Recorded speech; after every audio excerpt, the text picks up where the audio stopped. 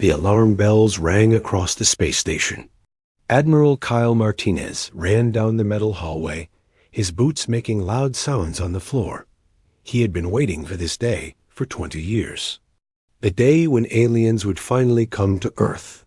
Kyle reached the main control room, where dozens of people sat at computer screens.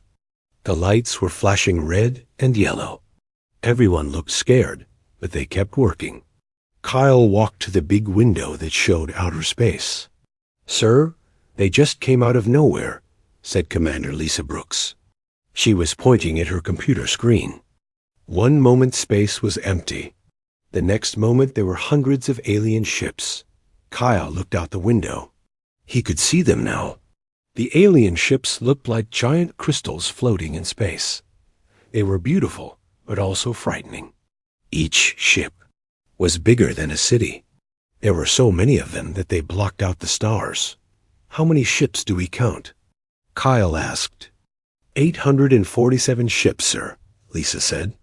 "They are all very big, much bigger than anything we have." Kyle nodded. He had studied reports about these aliens for years. They were called the Zephyrians. They had attacked 12 other planets in the past 100 years. Every time they did the same thing. They would arrive with many ships. They would tell the people to give up. Then they would take everything from that planet. "Sir, we are getting a message from them," said Lieutenant Jack Morrison. He was sitting at the communications desk. "They want to talk to our leaders." "Put it on the main screen," Kyle said. The big screen in the control room turned on. An alien face appeared. It looked like a human face, but the skin was blue, and the eyes were silver. The alien wore a uniform covered in strange symbols. "People of Earth," the alien said in perfect English. "I am Fleet Commander Zarthik of the Zephyrian Empire. Your planet has been chosen to join our great empire. This is not a request. This is a command." The alien continued talking. "You have 72 hours to surrender your planet to us. Give us control of your governments. Give us control of your armies. Give us control of your resources. If you do this, some of you will be allowed to live." Kyle felt anger growing in his chest. These aliens talked like humans or insects. Like Earth was just another prize to be taken. "If you do not surrender," the alien went on, "we will destroy your cities. We will destroy your armies. We will destroy everything you have built. Your weapons are old and weak. Our weapons are advanced and powerful. You cannot win against us. You can only choose to live as our servants or die as our enemies." The message ended. The screen went black. The control room was very quiet. Kyle could hear people breathing hard. He could hear the computers making soft beeping sounds. "Sir, what are our orders?" Lisa asked. Kyle turned away from the window. He looked at all the people in the control room. They were scared, but they were ready to fight. These were good people. Smart people, brave people. "Get me President Amanda Price." "On the secure line," Kyle said. "And contact General Patrick Walsh. Tell him it is time for Project Damocles." Lisa looked surprised. "Sir, are you sure?" "We have never tested Project Damocles in a real situation." Kyle smiled for the first time since the aliens arrived.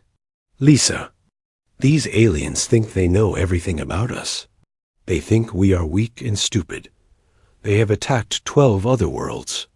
Every time those worlds begged for mercy or tried to fight with normal weapons, both times the aliens won." Kyle walked to his command chair and sat down. "But Earth is different. We have been watching the galaxy for a long time. We have been learning about these aliens for a long time.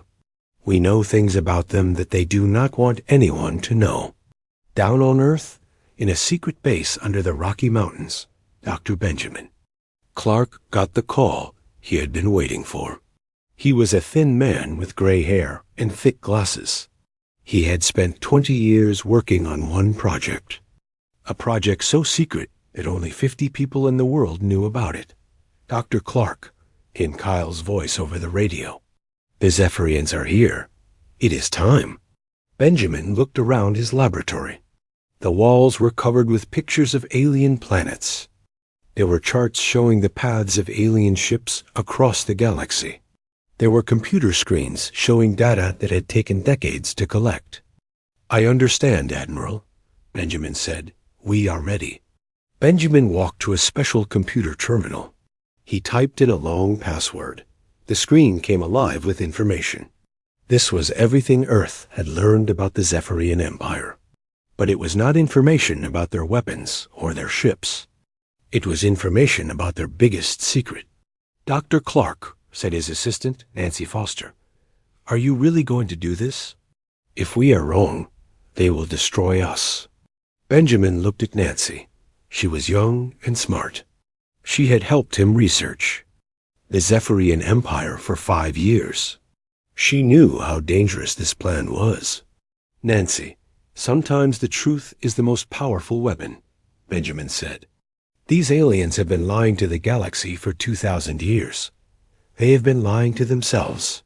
It is time for the truth to come out. Back on the space station, Kyle watched the alien ships move closer to Earth. They were getting into position to attack.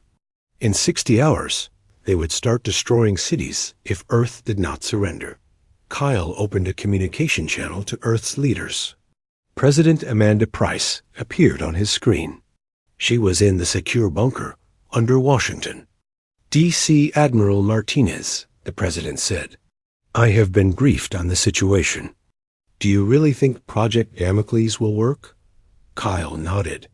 Madam President, we have spent 20 years preparing for this moment. We know something about these aliens that no one else in the galaxy knows.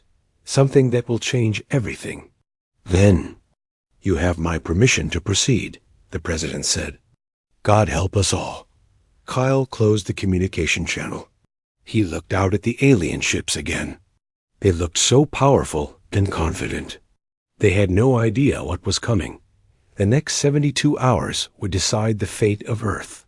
But Kyle was not worried about alien weapons or alien technology. He was thinking about the message that Dr. Benjamin Clark was preparing to send. A message that would shake the Zephyrian Empire to its core. The aliens thought they were dealing with a weak, primitive planet. They were about to learn that Earth's greatest weapon was not guns or missiles. It was the truth. 60 hours had passed since the aliens arrived. The Zephyrian ships were now very close to Earth. They had formed a circle around the planet, like a ring of deadly crystals. Each ship was pointing its weapons at the cities below. Captain Rebecca Stone sat in her small spy ship called Silent Arrow. Her ship was invisible to alien sensors. She had been flying close to the alien fleet for 2 days, watching and listening to everything they did. Rebecca was one of Earth's best pilots. She had been trained to fly dangerous missions in space. Her job was to gather information about the enemy. Information that could save Earth. Control, this is Silent Arrow, Rebecca said into her radio. I am sending you the latest intelligence. Report. On her computer screen, Rebecca could see the alien fleet in detail. There were 847 ships. The biggest ships were as large as mountains. The smallest ships were still bigger than Earth's largest battleships. Rebecca, this is Admiral Martinez, came Kyle's voice over the radio. What have you learned about their weapons? Rebecca looked at her data. Sir, each large ship has enough firepower to destroy a whole continent. The medium ships can destroy entire cities. Even their small ships can level a town. Rebecca paused.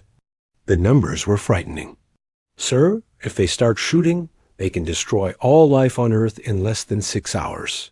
Back on the space station, Kyle received Rebecca's report. He shared the information with his team.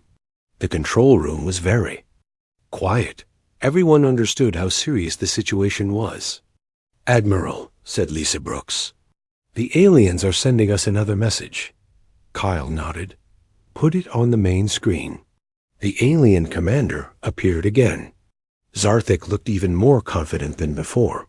He smiled in a way that made Kyle's skin crawl. "People of Earth," Zarthik said, "you have 12 hours left to surrender. We have been watching your planet during these past days. We see your small military bases. We see your primitive weapons. We are not impressed." The alien commander leaned forward. "We have conquered 12 worlds. Each world thought they could fight us. Each world was wrong. Some worlds surrendered quickly, and many of their people lived. Other worlds chose to fight. Those worlds are now empty rocks floating in space." Zarthik's silver eyes seemed to look directly at Kyle. "We are curious why you have not surrendered yet. Are you planning to fight us with your simple rockets and bullets? Are you planning to resist us with your basic technology?" The message continued. "Let me tell you about the last world that tried to fight us. It was called Kepler 7. They had weapons much better than yours. They had ships much faster than yours. They fought us for 3 months. In the end, we turned their entire planet into glass. Nothing survived, not even the bacteria." Kyle felt cold anger growing in his chest. These aliens enjoyed talking about destroying worlds.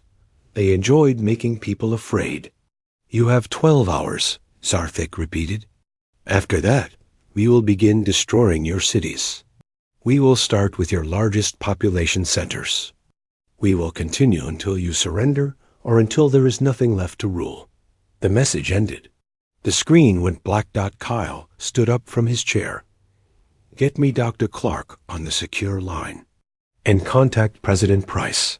Tell her it is time to send our message." Deep under the Rocky Mountains, Dr. Benjamin Clark was ready. He had been preparing for this moment for 20 years. His laboratory was filled with the most advanced computers on Earth. But the real power was in the information he had collected. Double quotes Dr. Clark, came Kyle's voice over the radio. "The aliens have given us 12 hours. Are you ready to send the message?" Benjamin looked at his computer screen. It showed a file marked Project Damocles, Top Secret. This file contained information that could change the course of galactic history. "I am ready, Admiral," Benjamin said, "but I want to be sure everyone understands what we are about to do. Once we send this message, there is no going back." In Washington, D.C., President Amanda Price was in the secure bunker with her closest advisors. General Patrick Walsh stood beside her. They were both looking at a computer screen that showed the alien fleet surrounding Earth. "Madam President," came Benjamin's voice over the radio, "I need your final authorization to proceed with Project Damocles." President Price took a deep breath. She had been president for 6 years. She had made many difficult decisions. But this was the hardest decision of her life. "Dr. Clark," she said, "explain to me one more time what this message will do." Benjamin's voice was calm and serious. "Madam President, we are not going to threaten the aliens with our weapons. We are not going to beg them for mercy. We are going to tell them something that will frighten them more than any weapon ever could." "What kind of information could frighten?" "Beings who destroy entire planets," General Walsh asked. "Information about their past," Benjamin said. "Information about who they really are. Information about the terrible thing they did to their own world." President Price looked at General Walsh. He nodded. They had discussed this plan many times. It was risky. It was dangerous. But it was their only hope. "Dr. Clark, you have my authorization," President Price said. "Send the message." Benjamin typed commands into his computer. The message was ready. It was not long. It was not complicated. But it contained words that would shake the Zephyrian Empire to its very foundation. "Admiral Martinez," Benjamin said over the radio, "the message is ready to transmit. Should I send it directly to the alien fleet?" Kyle looked out at the alien ships. They were so close now that he could see details on their hulls. The aliens. Inside those ships, thought they were about to conquer another primitive world. They had no idea what Earth really knew about them. Send the message, Dr. Clark, Kyle said. Let them know that Earth is not like the other worlds they have conquered. Benjamin pressed the transmission button. The message shot out from hidden transmitters all over Earth. It reached the alien fleet in seconds. The message was simple. It was spoken by Dr. Benjamin Clark himself. His voice was calm and clear. Fleet Commander Zarthik and the forces of the Zephyrian Empire, Benjamin said. We have received your demands for surrender. We have a response for you. Benjamin paused. In that pause, the fate of Earth hung in the balance. We know about the Kepler incident, Benjamin continued. We know what you did to your own homeworld. We know the truth about your empire. And we know how to make sure the galaxy knows too. The message ended. Silence filled the space around Earth. On the alien flagship, alarms began to ring. Emergency. Lights flashed. Commander Zarthik stood frozen in shock, his silver eyes wide with terror. For the first time in 2,000 years, the Zephyrian Empire had heard the words they feared most. The words that could destroy them completely. The truth. The reaction from the alien fleet was immediate and shocking. Lieutenant Jack Morrison was monitoring all communications from his post on the space station. What he heard made his blood run cold. Admiral Martinez, Jack called out. Sir, you need to hear this. The aliens are talking to each other, and they sound terrified. Kyle rushed to Jack's station. Through the speakers, they could hear alien voices speaking in their own language. The translation computers were working to change the words into English. Fleet Commander, how do they know about Kepler? One voice said. This is impossible, said another. The Kepler incident was buried 2,000 years ago. No one outside the Empire knows about it. Sir, said a third voice, some of the outer ships are requesting permission to retreat to the edge of the system. Kyle looked at Lisa Brooks. Lisa, are you seeing this on the sensors? Lisa was staring at her computer screen in amazement. Sir, their fleet formation is breaking apart. Ships are moving away from Earth. Some are actually leaving the system completely. Kyle could not believe what he was seeing. The massive alien fleet that had threatened to destroy Earth was falling apart. Ships were moving in different directions. Some were heading toward the outer planets. Others were moving away from the solar system entirely. Admiral, came Dr. Benjamin Clark's voice over the radio. Are you seeing the reaction from the alien?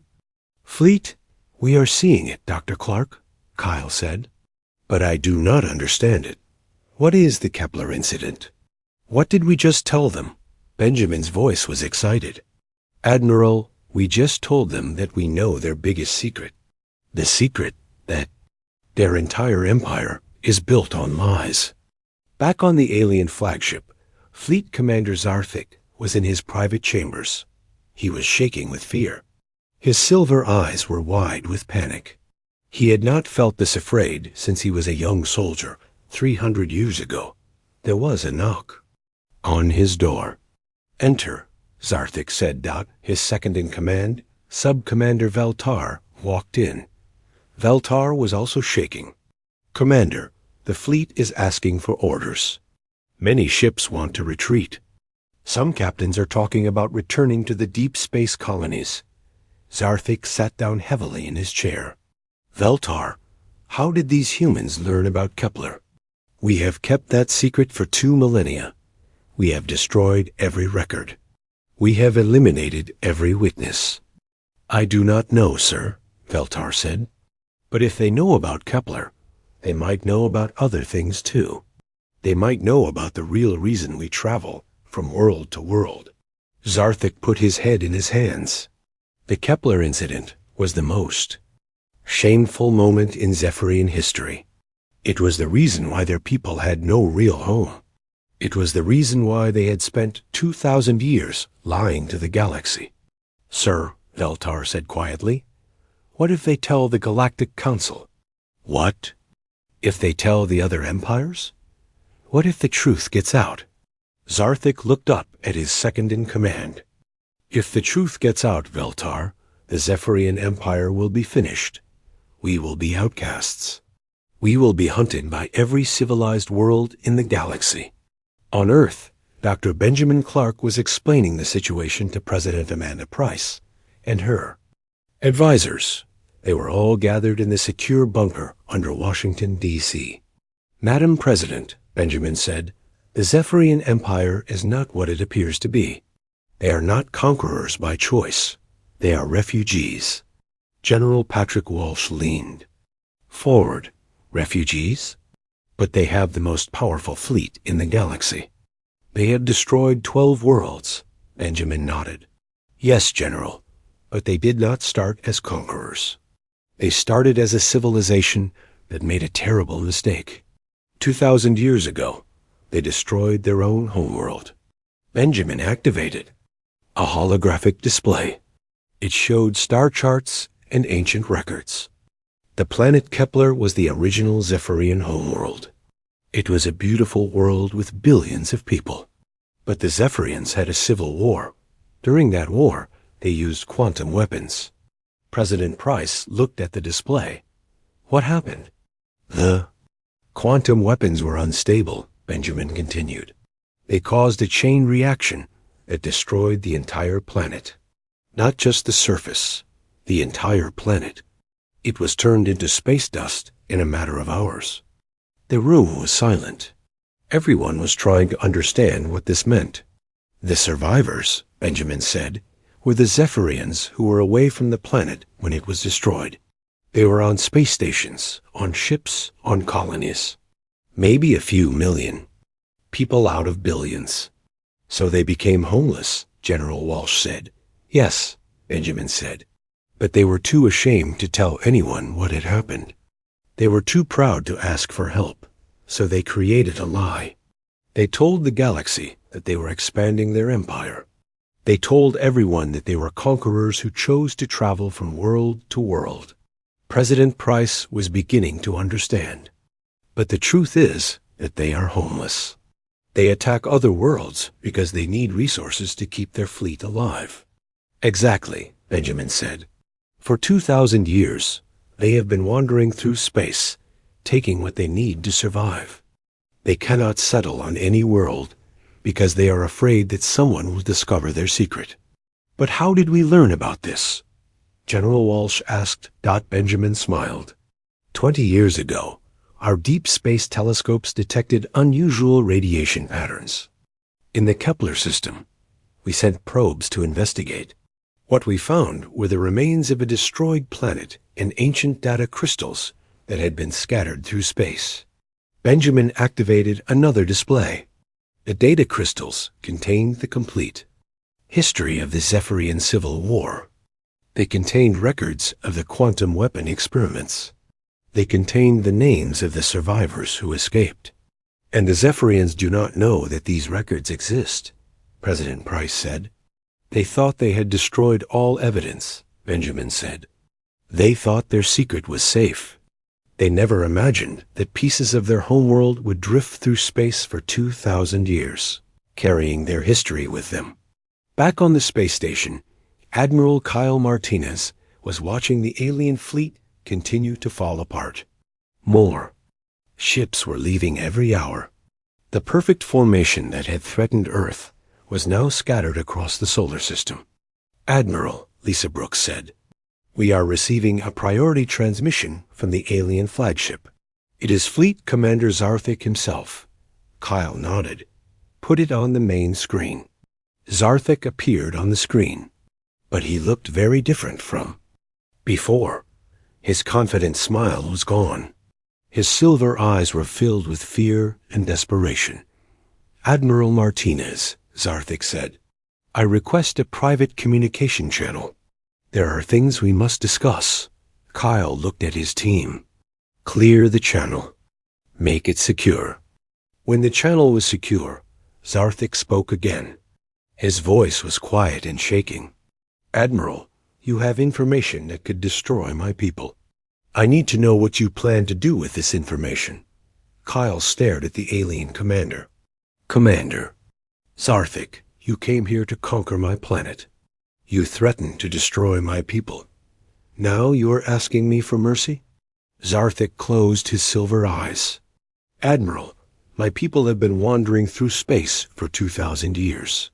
We have done terrible things. We have destroyed worlds. We have enslaved populations. But we did these things because we were desperate, because we were afraid. Afraid of what? Kyle asked. Afraid of being alone, Zarthik said. Afraid of being homeless forever. Afraid of the galaxy discovering that we are not mighty conquerors, but refugees who destroyed our own world through our own stupidity. Kyle felt something he had not expected to feel. He felt sorry for the alien commander. But he also felt angry about all the worlds that had been destroyed. Commander, Kyle said, you may be refugees, but you are also murderers. You have killed billions of innocent people. Zarthik nodded. Yes, Admiral, we have. And we will carry that guilt forever. But please, I beg you, do not tell the galaxy about Kepler. If you do, my people will be hunted down and destroyed. We will have nowhere to go. Kyle looked at the alien commander for a long moment. Then he smiled. Commander Zarthik, Kyle said, you are wrong about one thing. We are not going to tell the galaxy about Kepler. Zarthik looked surprised and hopeful. We already have, Kyle, said. The alien commander's face went white with terror. 3 hours earlier, while the Zephyrian fleet was still threatening Earth, Dr. Nancy Foster had been working in her laboratory. She was Earth's leading expert on ancient alien civilizations. For 20 years, she had been studying old ruins. And artifacts found in Space. Nancy was not just a scientist. She was also the key to Earth's plan to save itself. Dr. Foster, came Admiral Martinez's voice over the radio. We need you to begin the second phase of Project Damocles. Nancy looked at her computer screen. It showed a list of 17 different alien civilizations. These were the members of the Galactic Council, the most powerful organization in the galaxy. Admiral, I am ready to transmit the evidence packet, Nancy said. But are you sure about this? Once we send this information to the Galactic Council, we cannot take it back. Send it, Dr. Foster, Kyle said. Earth's survival depends on it. Nancy had spent years preparing this moment. She had studied the Galactic Council's communication protocols. She had learned their languages. She had gathered evidence that would shock the galaxy. The evidence packet was huge. It contained thousands of data crystals that had been found in the ruins of the Kepler system. It contained detailed records of the Zephyrian Civil War. It contained proof that the Zephyrian Empire had been lying to the galaxy for 2,000 years. But most importantly, it contained evidence of all the worlds that the Zephyrians had destroyed. Evidence of billions of innocent people who had been killed. Evidence of resources that had been stolen. Evidence of lies that had been told. Transmission beginning, Nancy said. Sending evidence packet to all 17 members of the Galactic Council. The transmission would take 6 hours to reach the nearest Galactic Council world. But Nancy had also prepared something else. She had prepared a message that would be delivered by a human. Captain Steve Rogers was sitting in his small, fast ship called Ghost Runner. Steve was one of Earth's best pilots. His ship was equipped with the fastest engines that humans had ever built. More importantly, his ship was equipped with a quantum communicator that could send messages across the galaxy instantly. Captain Rogers, came Nancy's voice over the radio. Are you ready for your mission? Steve looked at his navigation computer. It showed a course that would take him to the edge of the solar system, where he could transmit directly to the Galactic Council without interference from the Zephyrian fleet. I am ready, Dr. Foster, Steve said. But I want to be sure I understand. The mission, I am going to deliver evidence to the Galactic Council that will expose the Zephyrian Empire's lies? Yes, Captain, Nancy said. But you are also going to do something else. You are going to ask the Galactic Council to intervene before the Zephyrians destroy Earth. Steve nodded. Understood. Beginning my run to the transmission point. Ghost Runner shot away from Earth at incredible speed. The ship was so fast that it could outrun most alien vessels. Steve had to avoid the Zephyrian fleet, but his ship was small and hard to detect. As Steve flew toward the edge of the solar system, he thought about what he was carrying. The evidence packet contained information that would change galactic history. It would expose one of the galaxy's greatest lies. It would reveal that the mighty Zephyrian Empire was actually a group of homeless refugees who had been lying about their past. Steve also knew that this information would not just hurt the Zephyrians. It would hurt the billions of people who are still alive on the worlds that the Zephyrians controlled. If the Galactic Council attacked the Zephyrian Empire, those people might be killed in the fighting. Ghost Runner to Earth Control. Steve said into his radio, I have reached the transmission point.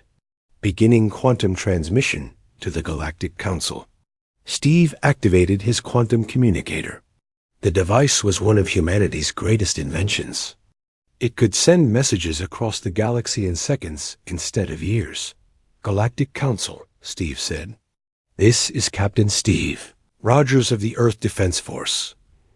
I am transmitting emergency evidence regarding the Zephyrian Empire. This evidence proves that the Zephyrians have been lying to the galaxy for 2,000 years. Steve transmitted the evidence packet. Then he transmitted a personal message. Members of the Galactic Council, Steve said, the Zephyrian Empire has attacked Earth. They have demanded our surrender. They have threatened to destroy our world if we do not comply. We are sending you this evidence not just to expose their lies, but to ask for your help. Steve paused. He was about to say words that no human had ever said before. Earth formally requests membership in the Galactic Council, Steve continued. We request protection under galactic law. We request that you intervene to stop the Zephyrian Empire from destroying our world. The transmission was complete.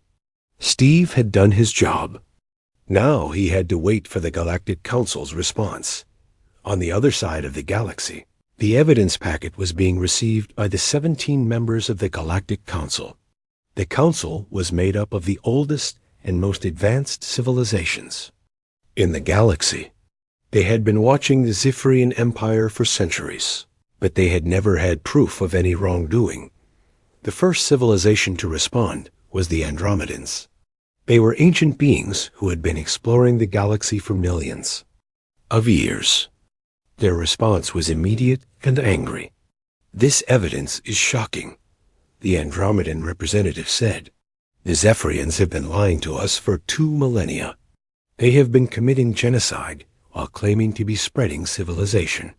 The second civilization to respond was the Centaurians.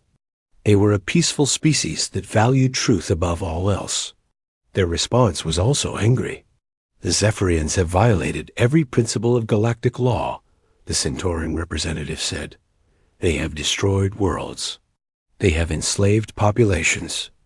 They have lied to the Council for 2,000 years. One by one, all 17 members of the Galactic Council responded to the evidence. They were all shocked. They were all angry. They were all ready to take action. The Council's response was swift and decisive. Within 2 hours of receiving the evidence, they transmitted an official message to the Zephyrian fleet. Fleet Commander, Zarthik and the forces of the Zephyrian Empire, the message said. The Galactic Council has received evidence of your crimes against galactic civilization. We demand that you withdraw from Earth's solar system immediately, the message continued. You have been found guilty of genocide, slavery, theft of resources, and lying to the Galactic Council. You are hereby declared enemies of galactic civilization. Any world that harbors you will be considered an enemy of the Council. The message ended with a final threat. You have 6 hours to withdraw from Earth's solar system.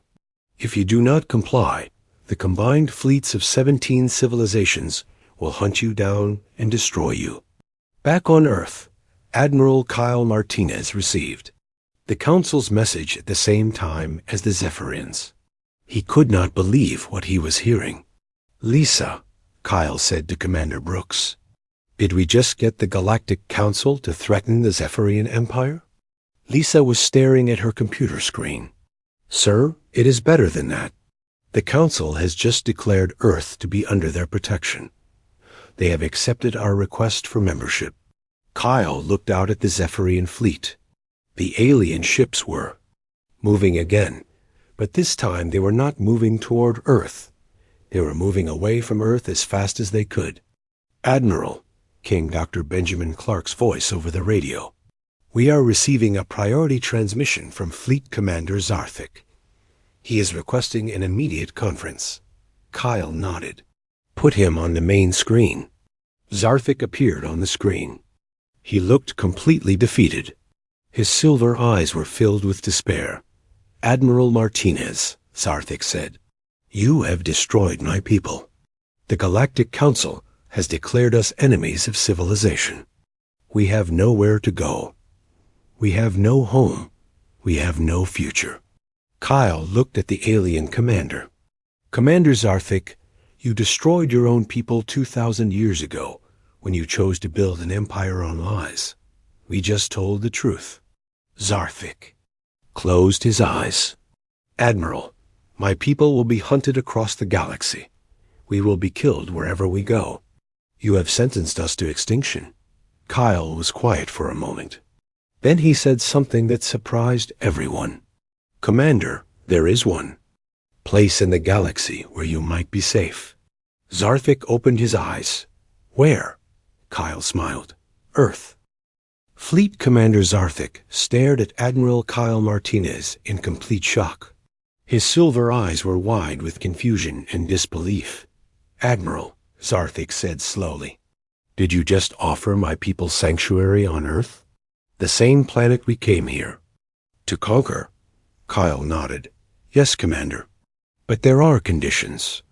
On Earth, President Amanda Price was watching the conversation from her secure bunker. She had approved Kyle's offer, but she was still nervous about it. General Patrick Walsh stood beside her, also watching. "Madam President," General Walsh said quietly, "are you sure about this? These aliens were going to destroy us 6 hours ago." President Price looked at her military advisor. "General, sometimes the greatest victory is not destroying your enemy. Sometimes the greatest victory is helping your enemy become something better." Back on the space station, Kyle continued, talking to Zarthik. "Commander, here are Earth's conditions," Kyle said. "First, you must tell the truth about your past to the Galactic Council. No more lies. No more secrets. The galaxy needs to know the real story of what happened to Kepler." Zarthik looked down at the floor. "Admiral, if we tell the truth, we will be judged for our crimes. We will be punished for the worlds we destroyed." "Yes," Kyle said, "you will be judged. But you will also have a chance to make things right. You will have a chance to pay for what you have done." Kyle continued. "Second, you must free all the people you have enslaved.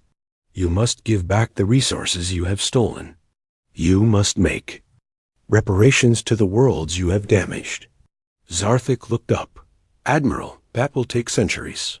We have enslaved millions of people. We have stolen resources from dozens of worlds." "Then you will work for centuries," Kyle said. "You will work until you have paid for your crimes." Kyle leaned forward. "Third, you must help Earth become a member of the Galactic Council. You will share your technology with us. You will teach us about the galaxy.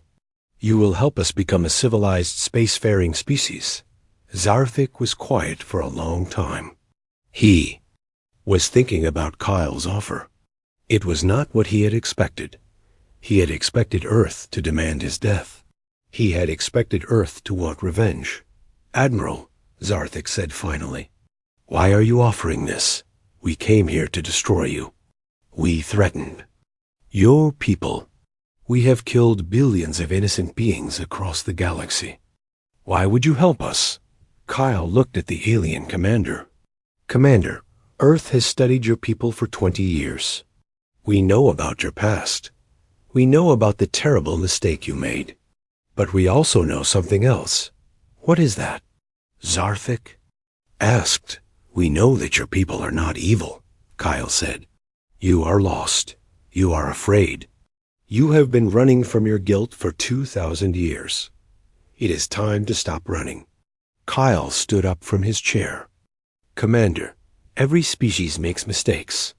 Even humans have made terrible mistakes in our history. We have fought wars. We have destroyed our environment. We have hurt each other. But we learned from our mistakes. We became better. You think my people can become better?" Zarthik asked. "I think your people can become what they were before the Civil War," Kyle said. "I think they can become builders instead of destroyers. I think they can become protectors instead of conquerors." Zarthik closed his silver eyes. When he opened them again, there were tears flowing down his blue cheeks. "Admiral Martinez," Zarthik said, "I accept your conditions. But I must warn you. Many of my people will not accept this offer. Many of them believe that we should keep fighting. They believe that we should keep taking what we need to survive." Kyle nodded. "Then those Zephyrians can leave. They can continue wandering through space. But the Zephyrians who want to find a new home, who want to make things right, they can stay." Over the next 3 days, the Zephyrian fleet went through a civil war of its own. Some ships wanted to accept Earth's offer. Other ships wanted to continue the old ways. In the end, about half of the fleet chose to stay with Zarthik. The other half flew away into deep space. Dr. Nancy Foster was assigned to work with the Zephyrian scientists who remained. She was amazed by their technology. Their ships were powered by quantum engines that could travel faster than light. Their computers could process information at incredible speeds. Their medical technology could cure diseases that humans had never even heard of. "Dr. Foster," said Zarthik's science officer, a female Zephyrian named Kylara, "we are grateful for this opportunity to share our knowledge. For 2,000 years, we have used our technology only for war. It will be good to use it for peace."